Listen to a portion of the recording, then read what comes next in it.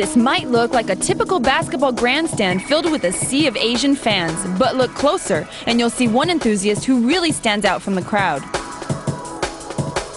It's Hong Kong basketball journalist and player Matt Jung. Matt's lived in the region for several years, but how did the former NCAA Division I player end up in Hong Kong? I graduated from Loyola in '97, Loyola Chicago. My first actual job interview was over the phone with a marketing company in Hong Kong, specifically for the basketball division of the sport group. They were recruiting people to come over and work for events in Asia, and I thought, having a basketball background, it was kind of a perfect fit. Jung got the job and quickly began making his mark, becoming friends with many of the region's most influential basketball movers and shakers. He also found time to get to know the region's top players as well. So, what's wrong? Oh, what's wrong with your knee? My knee injury from Shanghai. Matt was in Asia for only a few years when an even more interesting opportunity arose. It was funny. I received a letter from the team leader at a university in Shanghai through a contact there. And this happens to be the #2 university in terms of basketball in all of China. So it was an offer to come and learn Chinese at the university in exchange for my working out with the team and practicing. Matt spent 8 months training with the Shanghai University team before he experienced a major setback. I was going to be the first American or Western player to participate in the national university games in China as a basketball player for a university.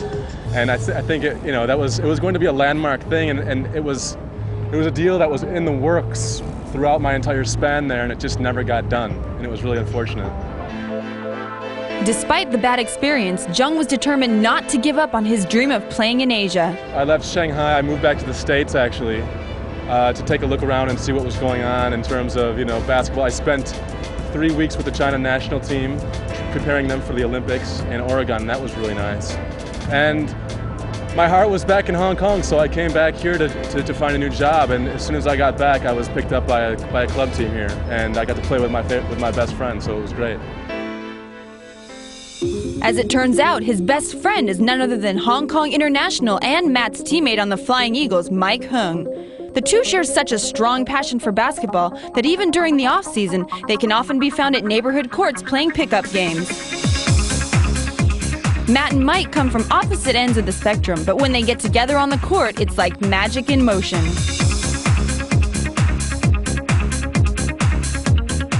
The unlikely pair also have plenty of good things to say about one another.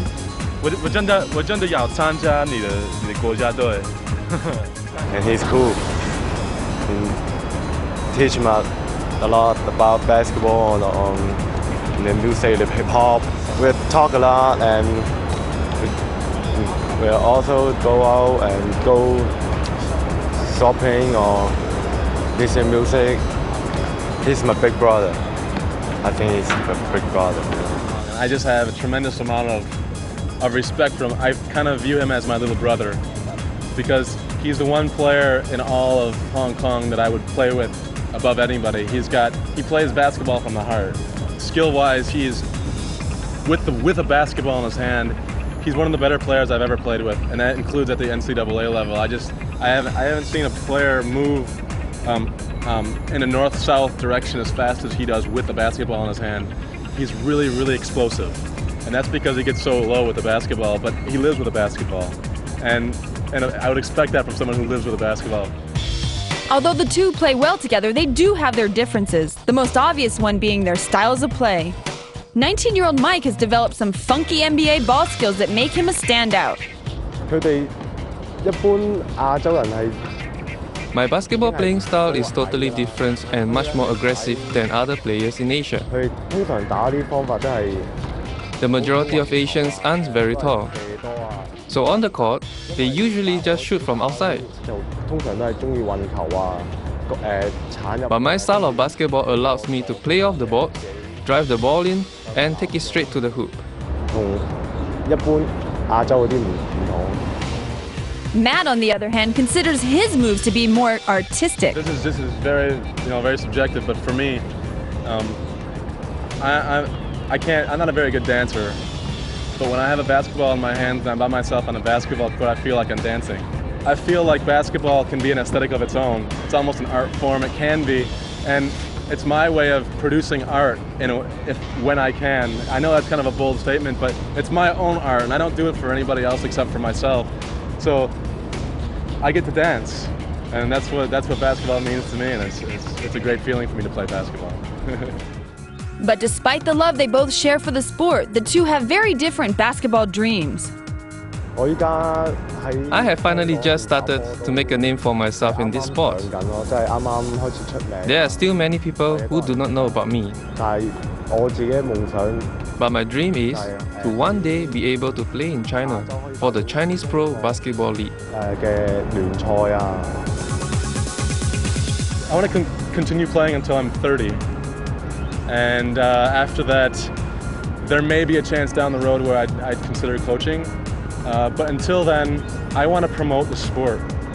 I want to grow the sport on these grounds in Asia, because I think that the opportunity here to build something special is for these people and for the kids and for all the the young people, the dreamers out there. That's what I want. I want to be a part of something like that. But until those dreams materialize, it's clear that these two brothers of basketball are just happy to spend as much quality time as possible together on the court.